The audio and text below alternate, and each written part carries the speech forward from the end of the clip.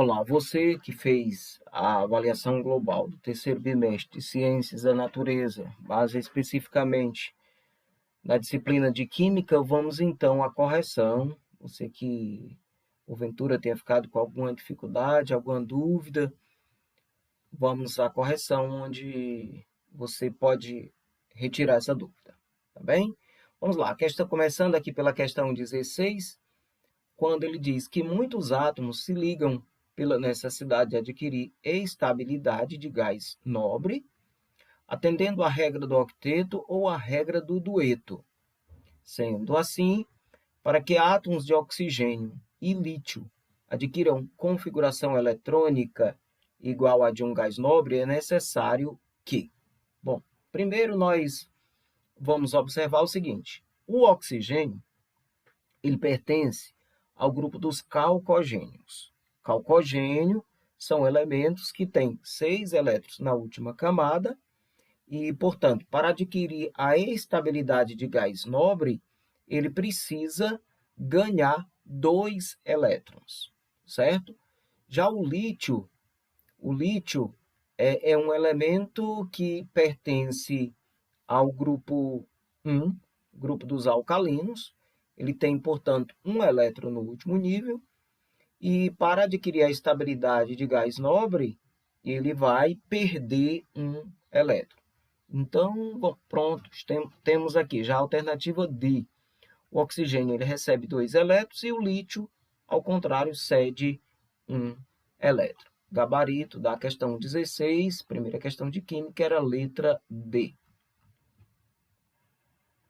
A questão 17 dizia o seguinte: considerando os elementos X com 20 elétrons e Y com 35 elétrons, faça a configuração eletrônica de cada um. Em seguida, procedendo à ligação, podemos afirmar que o composto mais provável formado pelos elementos é... Pois bem, X de 20 elétrons, fazendo a configuração, ficamos com 2, 8, 8, 2. 2 e 8, 10, 10 para 20, falta 10, usando aquela regrinha.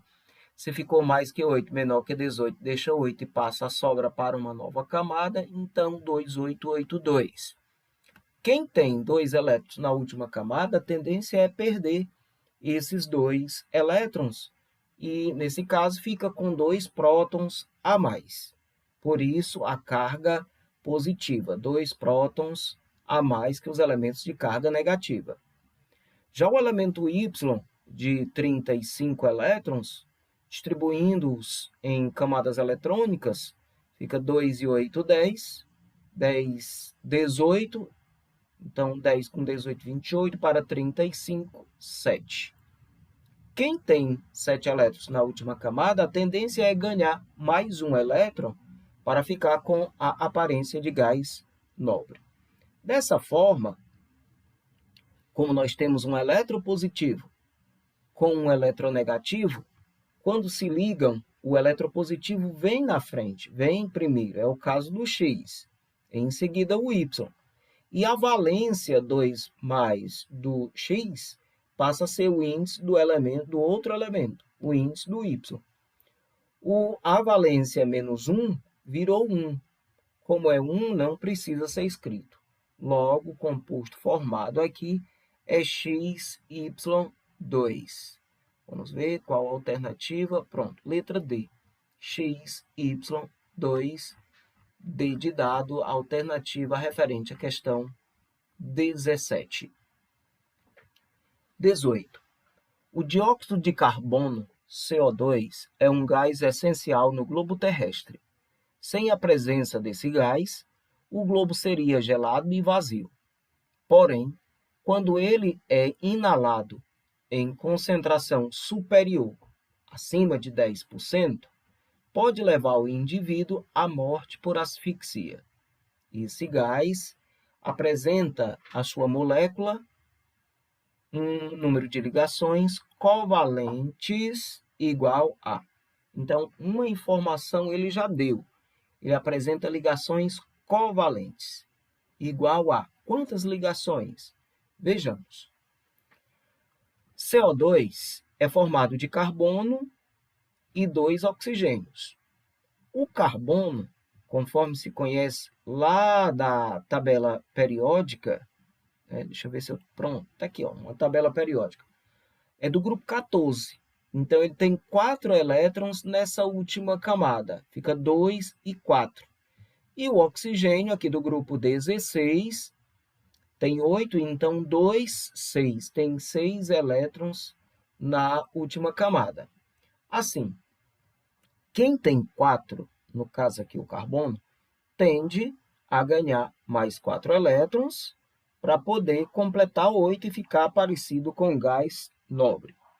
Já cada um oxigênio, por ter 6 elétrons na última camada, tende a ganhar 2 e também adquirir a estabilidade de gás nobre. Bom, repare aqui como ficou. 1, 2, 3, 4, carbono. Aí ele vai fazer o compartilhamento com um oxigênio. Veja aí, o oxigênio com os seus 6 elétrons. O carbono com 4, 1, 5. Com mais 1, 6. Nesse caso, ainda não está completo. Por isso, ele chama mais um outro oxigênio e compartilha novamente 2 pares de elétrons. Tá? Então, tinha 4, 5, 6, 7 e 8. E o oxigênio, por sua vez, tinha 6. Cada um tinha 6, com um 7, com um 8. Mesma coisa ocorreu com o outro. Dessa forma, nós percebemos que são 1, 2, 3 e 4. Portanto, 4 ligações covalentes. Se a gente for fazer a ligação estrutural, você vai ver que fica dessa maneira. Ó. O Czinho de carbono, cada tracinho indica um par de elétrons. Portanto, comprovando pela ligação estrutural, pela eletrônica e a molecular, que o CO2 ele faz 4 ligações covalentes. Ok? Muito bem. Vamos agora para a questão 19. Certo informe publicitário alerta para o fato de que, se o indivíduo tem azia ou pirose com grande frequência, deve procurar um médico, pois pode estar ocorrendo refluxo gastroesofágico, isto é, o retorno do conteúdo ácido do estômago. A fórmula e o nome do ácido que, neste caso, provoca queimação no estômago, a rouquidão e mesmo dor torácica são. Então, a gente falou bastante mesmo isso aqui. Esse ácido é o ácido clorídrico, o ácido clorídrico, ou popularmente ácido muriático. Fórmula HCl, ou seja, um hidrogênio e o cloro. Característica de ácido é exatamente iniciar pelo hidrogênio. Então, o hidrogênio aqui se ligou ao cloro, formando exatamente o ácido clorídrico. Alternativa D. O item 20 diz o seguinte: nos compostos covalentes, os átomos dos elementos se ligam através de ligações simples, duplas ou triplas, dependendo de suas configurações eletrônicas. Assim, é correto afirmar que as fórmulas estruturais das moléculas seguintes são, então, o H2, o gás hidrogênio, veja bem, o hidrogênio ele tem valência 1 menos, ele só tem um elétron, então precisa de mais um para adquirir a aparência do hélio, adquirir a configuração do hélio, elemento hélio. Quando o hidrogênio se liga ao outro hidrogênio, forma uma ligação covalente do tipo H-H. Então, veja aí, já no caso aqui eu vou eliminar a alternativa B, porque tem 2 tracinhos. Já exclui a letra B, então está entre as 3. Depois nós temos o N2, o gás nitrogênio. Você olha lá na tabela periódica, o nitrogênio é do grupo 15. Ele tem 7 elétrons, então fica 2 e 5. 5 para adquirir a estabilidade de gás nobre, então precisa de 3. Por isso, a valência do nitrogênio é 3 menos, certo? N3 menos. Como eu estou ligando o nitrogênio ao próprio nitrogênio, faz-se necessário apenas 2 átomos de nitrogênio, em que há o compartilhamento de 3 elétrons de cada um. Portanto, olhe bem, já deu para matar a charada, né? N, 3 tracinhos, com N, 3 tracinhos. Opa, ainda estamos entre a C e a D. Eu só descartei agora a letra A e a letra B. A letra A porque tinha só 2 tracinhos. O CO2, dióxido de carbono, nós já havíamos até falado, né? O dióxido de carbono, CO2. O carbono, ele tem valência 4-, o oxigênio 2-, então formou a ligação C com 4 elétrons, né, fazendo compartilhamento com 2 oxigênios. Beleza? CO2. Então, pode fazer assim, o C no centro e 2 tracinhos para cada oxigênio. Então, já matou-se a charada aqui. A letra C é o gabarito. Mas, para finalizar, o flúor F2, o flúor é do grupo 17, é halogênio. Ele tem valência 1-, 7 elétrons na última camada, precisando de 1, então F1-. Então, flúor tracinho, flúor. Indiscutível, alternativa C no item 20º. Questão 21 diz o seguinte: a alternativa que apresenta os ácidos em ordem crescente de suas forças, ou seja, grau de ionização, é. Então, em ordem crescente, como é que nós vamos descobrir essa ordem crescente? Bem simples, pegando o total de oxigênios menos o total de hidrogênios. E de cara a gente percebe aqui, no item C, que eu tenho 3 oxigênios, menos 3 hidrogênios, 3 menos 3, 0. Vale lembrar que todos eles são oxiácidos, porque tem presença de oxigênio, certo? Não, professor, poderia ser classificado como um óxido? Não, porque você sabe que o óxido ele deveria ter apenas 2 elementos. E aqui você verifica mais de 2 elementos. Bom, seguindo aqui, quando eu faço 4 oxigênios menos 3 hidrogênios, 1. Então, veja bem, começou com 0, agora 1. Nesse outro elemento, H2SO4, 4 menos 2, 2. 0, 1, 2. E por último, 4 menos 1, 3. Então, 0, 1, 2 e 3. Certo? Começou do fraco, passando pelo forte. Aliás, o fraquinho, né? O semi-moderado, o forte e o muito forte. Aí, portanto, a classificação desses oxiácidos. Questão 22 diz o seguinte: os ácidos HClO4, H2MnO4, H3PO4, H4SB2, 0, não, O, oxigênio, 7. Quanto ao número de hidrogênios ionizáveis, podem ser classificados em... Bom, o que é que nós vamos levar em consideração nessa questão? A quantidade de hidrogênios que cada fórmula apresenta. Então, no primeiro elemento, nós temos apenas um hidrogênio. Então, é um monoácido. Todos eles são monoácidos. No segundo, nós temos 2 hidrogênios. Então, diácido. Então, eu excluo a letra D. Na terceira fórmula, nós temos 3 hidrogênios. Então, é um triácido. Já eliminamos a C, então ficamos com A e B. E, por último, 4 hidrogênios ionizáveis, né? Então, o gabarito está logo na letra A. Monoácido, diácido, triácido e tetrácido. Ok? Então, 1, 2, 3 e 4 hidrogênios ionizáveis. Bem simples essa questão.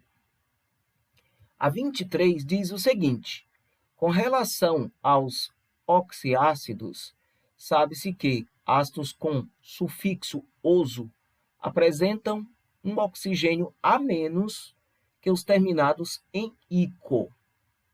Com base nisso, assinale a alternativa que completa corretamente os espaços em branco na tabela abaixo, respectivamente. Ou seja, nós vamos dar primeiro esse valor, depois esse outro, e por último, este aqui, esses elementos que estão representados pelo pontilhado. Veja bem, o ácido nítrico, HNO3. Então, o ácido nitroso, conforme a explicação dada na questão, terminação oso, ele contém um oxigênio a menos. Bom, se o nítrico é HNO3, então o nitroso vai ser HNO2, tá? E esse outro elemento aqui, o H3PO4, a gente vai fazer o comparativo com esses outros aqui. Se é o fosforoso, esse aqui, se este elemento aqui é o fosforoso, veja que ele tem 3 oxigênios, esse outro, como ele tem um oxigênio a mais, então ele vai ter a terminação ico, ou seja, o ácido fosfórico. Muito bem.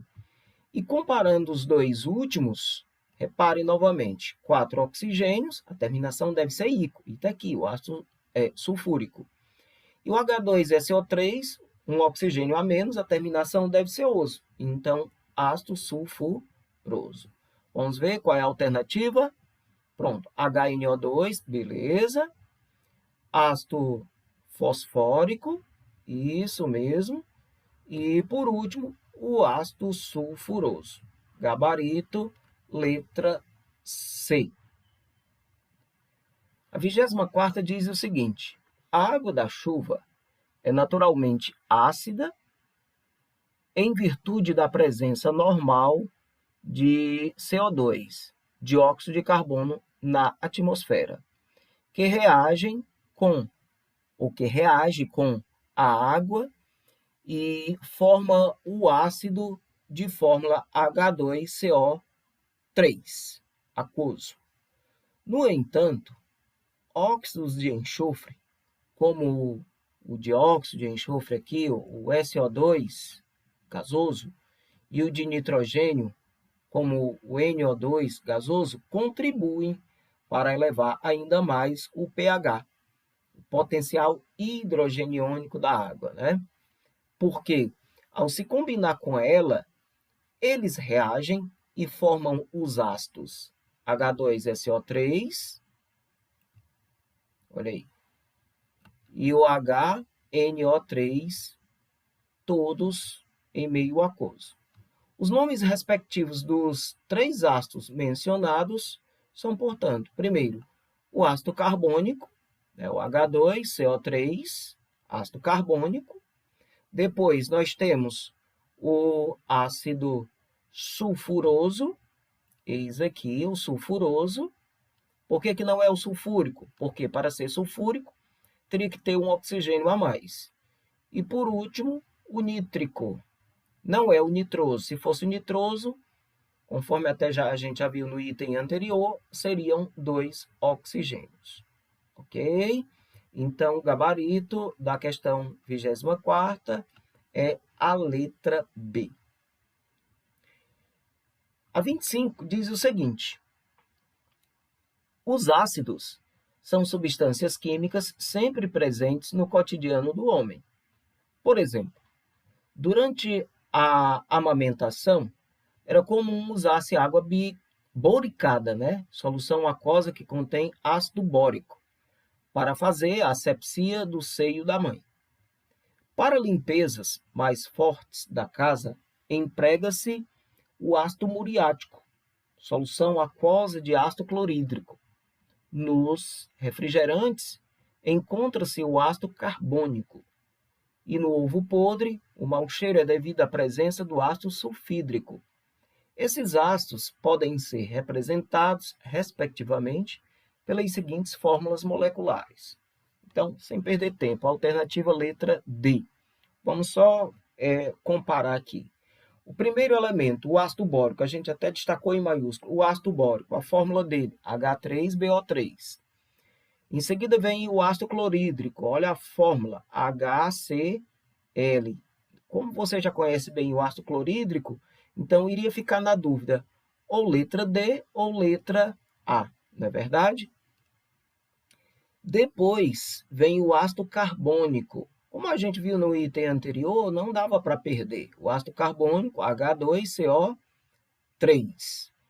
E por último, o ácido sulfídrico, H2S. Não é a letra A, porque aqui você conhece como sulfúrico, né? Portanto, a letra D é o gabarito do item 25. 26. A tabela apresenta algumas características e aplicações de alguns ácidos. As fórmulas dos ácidos apresentados são na ordem. Observemos aqui. O ácido muriático é usado na limpeza de peças metálicas, decapagem. O ácido fosfórico é usado como acidulante em refrigerantes, balas e gomas de mascar. O ácido sulfúrico é usado como desidratante em solução de bateria e o nítrico em indústrias de explosivos e corantes. Então, o que ele quer nessa questão? Que nós indiquemos as fórmulas de cada um desses ácidos. Então, a letra A é o gabarito, o ácido muriático, que a gente conhece também como ácido clorídrico, não só usado na limpeza doméstica de peças metálicas, mas a gente já comentou tanto que ele está presente também no nosso estômago. É o HCl. Aí você de cara mata logo aqui, porque os demais, ele tem HCl e mais um outro elemento. Aqui tem o iodo, aqui tem o oxigênio. Já o ácido fosfórico, a gente citou ele também em algum item anterior, não tem como falhar, não tem como errar, né? H3PO4.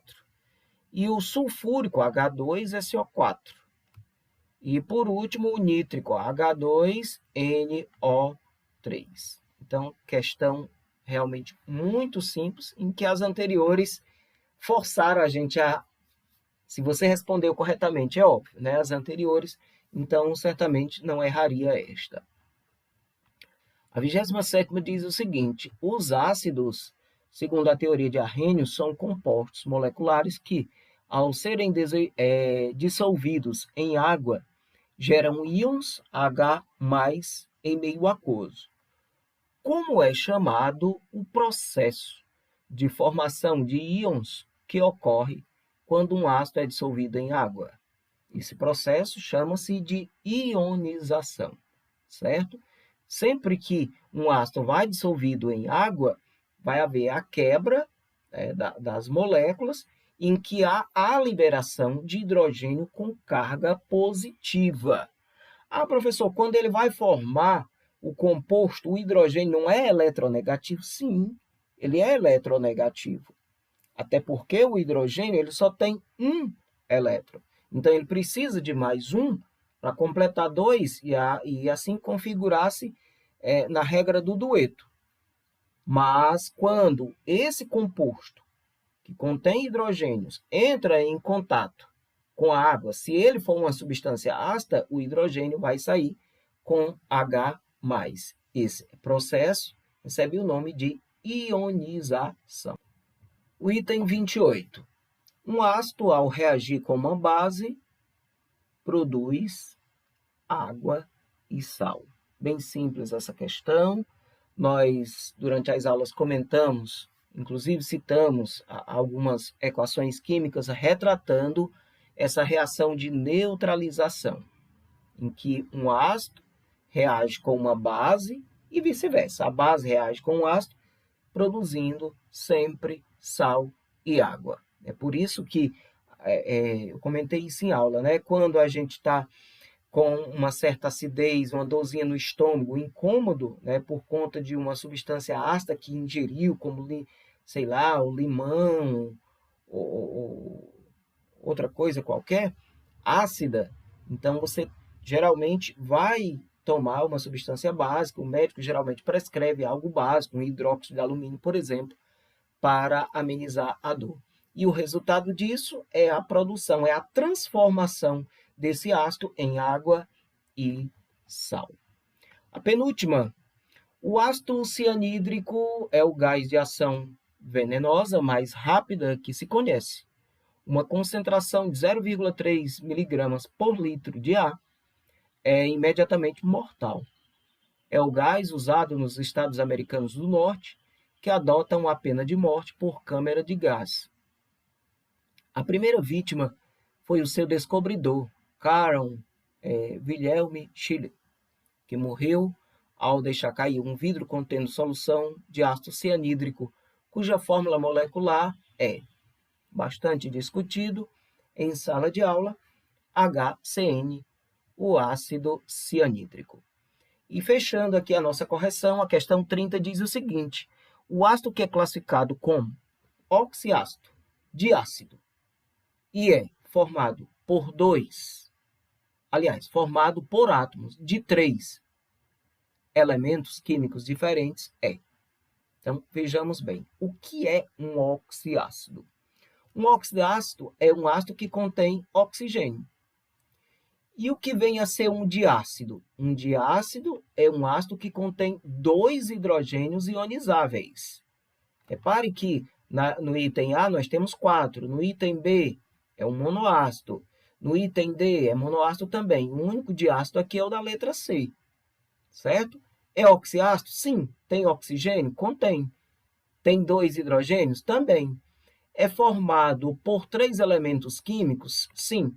Veja bem, o hidrogênio, o enxofre e o oxigênio. O H2SO3 é o ácido sulfuroso que a gente já discutiu. Beleza? Tranquilo? Então, assim nós finalizamos a correção. Espero que você tenha retirado aí todas as dúvidas. Beleza?